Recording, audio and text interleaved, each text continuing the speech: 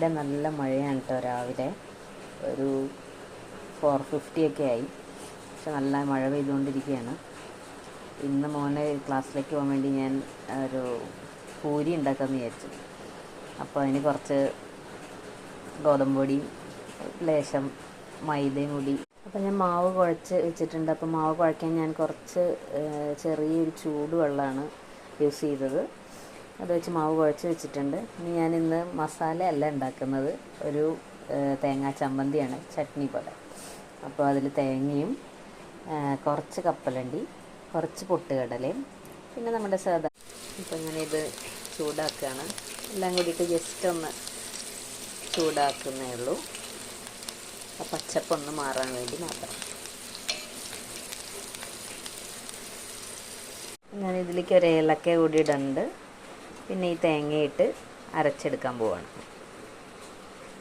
അപ്പോൾ അരയ്ക്കുന്നതിൽ കുറച്ച് വേപ്പില ഇട്ടിട്ടുണ്ട്, ഉപ്പ് ഇട്ടിട്ട് അരയ്ക്കുകയാണ്. അപ്പോൾ നമ്മുടെ പാനിൽ കുറച്ച് വെളിച്ചെണ്ണ ഒഴിച്ചിട്ടുണ്ട്. അപ്പോൾ അതിലേക്ക് ഞാൻ നമ്മുടെ തേങ്ങാ ചട്നി റെഡി ആയിട്ടുണ്ട്. അപ്പോൾ ഇതിൽ കുറച്ച് വെള്ളം ചേർക്കും. നമ്മളെപ്പോഴും കുറച്ച് ചൂടുവെള്ളം ചേർക്കാൻ നോക്കുക കേട്ടോ, അല്ലെങ്കിൽ പെട്ടെന്ന് കേടാവാൻ സാധ്യതയുണ്ട്. അപ്പം ചൂടുവെള്ളമൊക്കെ ചേർത്ത് സെറ്റാക്കിയിട്ടുണ്ട്. ഇനി നമുക്ക് പൂരി ഉണ്ടാക്കണം. അപ്പോൾ അതിന് മുന്നേ ഞാൻ കുറച്ച് പരിപ്പ്, മസൂരി ദാലാണ്.